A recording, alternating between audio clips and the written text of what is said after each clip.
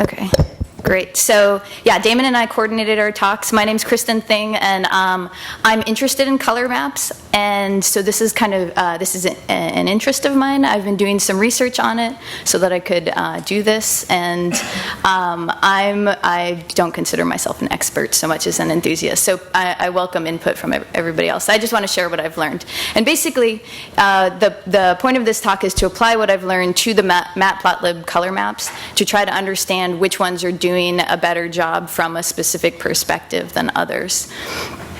And like Damon noted, it's again worth noting maybe that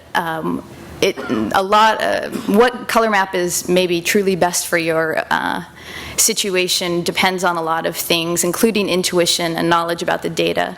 But these are kind of guidelines for things to think about, I think. Okay.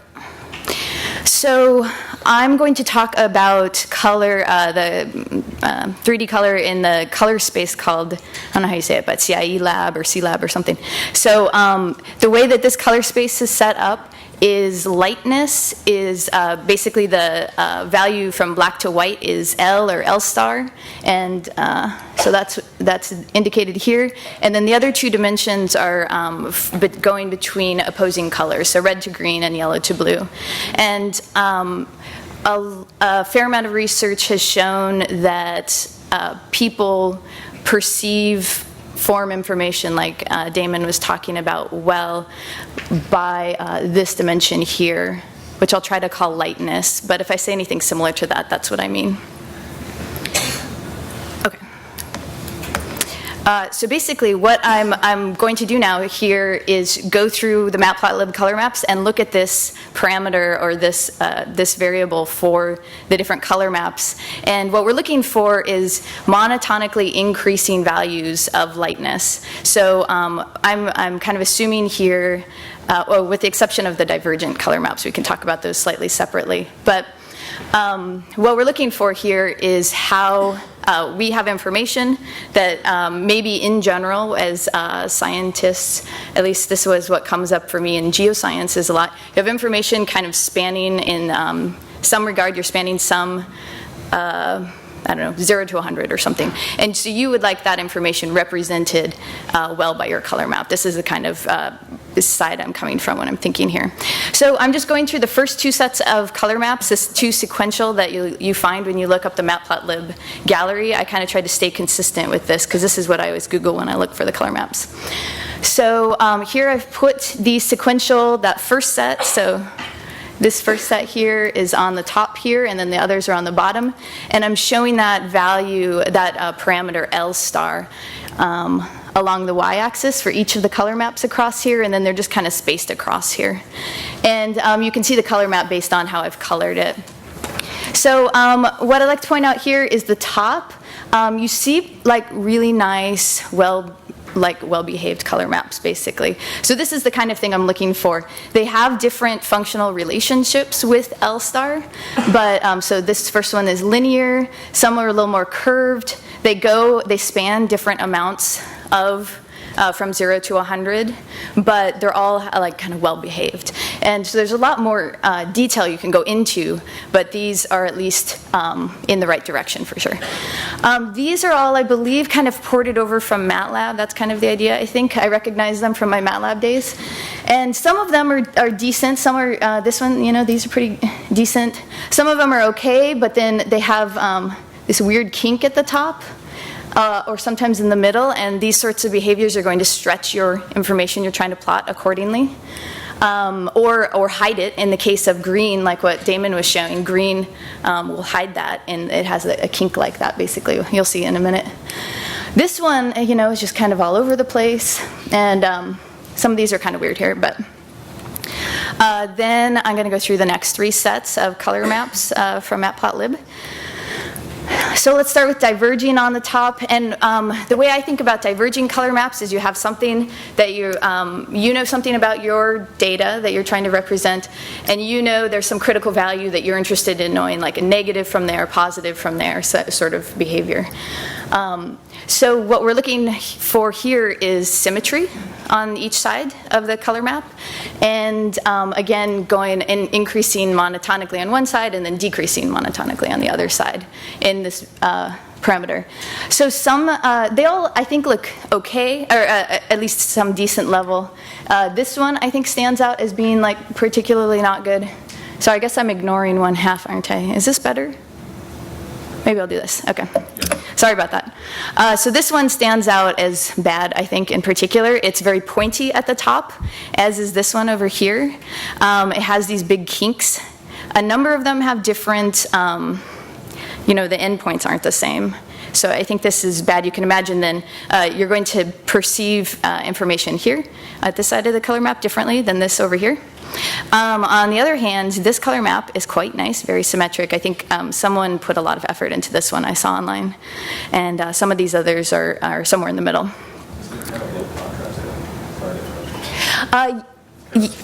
Yes, good point. And that'll come up in the next section too. Yeah, low contrast is what he said. So qualitative is the next set here. And to be fair, you know, qualitative doesn't necessarily mean you're trying to represent this kind of information. Maybe you're trying to show a bar graph and you're taking from these color maps. But, you know, just in case people consider these to be viable, I don't necessarily agree with that. So for example, like the pastel ones in the middle, there's almost nothing happening in terms of luminance variation. So there's just would not be a good choice in the case that you're trying to do the sort of representation that I'm talking about here. You know, some of these jump around. Some of them are rainbow based.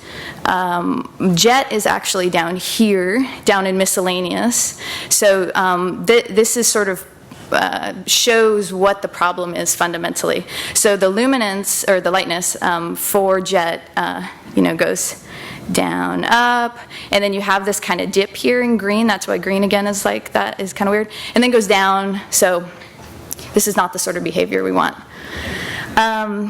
Let's see. These are certainly qualitative. They're all over the place. Those are for categories. You definitely don't want to use these, but everyone probably knew that. And it's also worth noting I mean, this color map purposely has a kink in here because I assume you would use this to represent land in the green part, water in the blue part. So that's sort of, and it actually looks like it was very nicely put together for that. Okay. So another thing that I just sort of looked at in terms of, well, anyway. So there is a Weber-Fechner law, if that's how you say that, that talks about how basically the function that you want to use for changing the lightness. And it has been followed up by Stevens' law, which I also looked into a little bit. As Stevens did experiments where people you know, see a change in brightness and then you try to experimentally determine how they how much, you know, you change the lightness by 10% or something, but how do people perceive that change? What I did basically here is there's this cool book by Joseph Albers about color. I just recreated a plot using using Python. So I started with red, and then I added different amounts of moving down the L. So you have that L from 0 to 100, and I went linearly down that variable on this side. And on this side, I went in a geometric manner. And the question is, you know, maybe one is better at showing information so that we perceive it better than another. It's not clear to me. I think this one's better to me, but it looks like it plateaus a little bit to me down here. But I think that's something that we could talk about later. But I can't say I've really finished this, but what I'm interested in pursuing along this line is how would that then apply to the color maps that we already have in Matplotlib. So I'm thinking about the binary color map right here, this first one. It's pretty linear.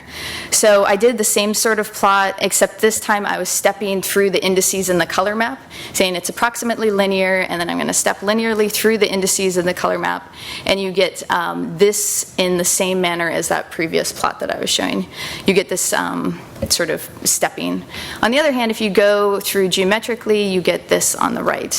So it's similar to the red, you know, but I don't know, it's different. Maybe for certain uses, it's better to have different functions. To me, this is an open question, but I think other people know more about this than me. Printing to grayscale, I think, is another interesting and pertinent topic for scientists. I learned that there are lots of ways to convert to grayscale, and everybody uses different ways. One way that people do it is taking the RGB values for your color and multiplying by different constants based on how bright we perceive them. And another proxy is to use this, oh, I said luminance, but the lightness, the L star that I've been talking about for this presentation. So this is what I did here. I went through all the color maps and I changed them to their black and white equivalent using the luminance or the lightness that I've already been talking about. So here I think we have pretty decent behavior in these color maps that I've already kind of spoken well of. The Matplotlib ones are okay in some cases. Maybe down here it's noting again that you're going to not have very much contrast here in these that are staying pretty much just gray the whole time. The diverging color maps I think are pretty good. It was mentioned earlier the low contrast in this color map, and I think here is where that really comes out. There isn't going away here. This is the one that was kind of little and symmetric.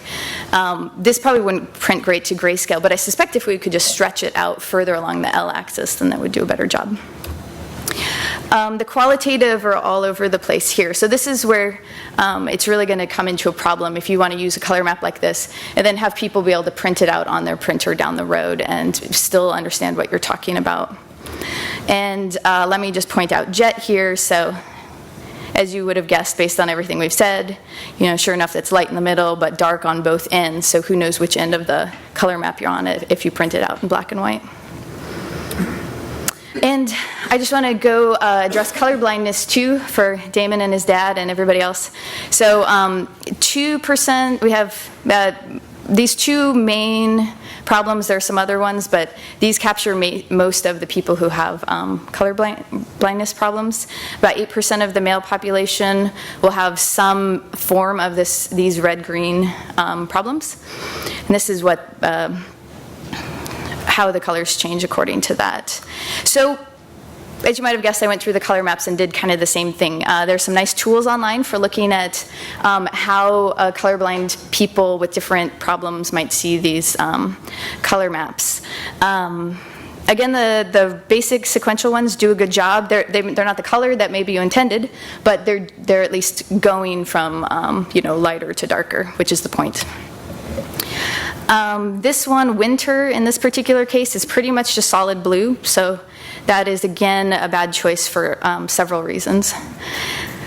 Diverging color maps are all pretty good. Again, the color's changing, but at least it's diverging, and you can see that there's a difference between the two ends, which is the point, except for the red-green one, of course, since that's the main problem. So this one is going to just be a bad choice in general. Yeah, and some of these kind of jump around. Some of these are kind of put in for reference in case people want to look down the road. Okay, so I thought I'd summarize some recommendations here at the end. As with any good science question, the answer is it depends. What is the best color map? So it depends on what you're doing. It depends on a lot of things. But for the sort of problems that I suspect a lot of us are thinking about, perceptual color maps are best. And for thinking about that, it's good to think about the lightness in general. And you want the lightness to be increasing monotonically.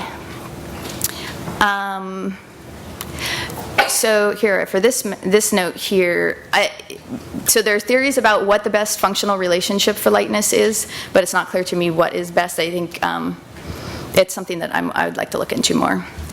And luminance can tell you a lot about how your plot's going to look in grayscale down the road. And you might as well avoid red-green diverging color map because you'll reach a wider audience than you would otherwise, and there are plenty of other nice options to look for there. So here are some great resources. This website in particular is really awesome. I spent a lot of time on here. He has gone through a lot of really interesting examples, just sort of seeing what's interesting and going through and exploring. And so I based a lot of my stuff on what I found here. And there's some other interesting things out there, and the slides if you want some references later. Thank you.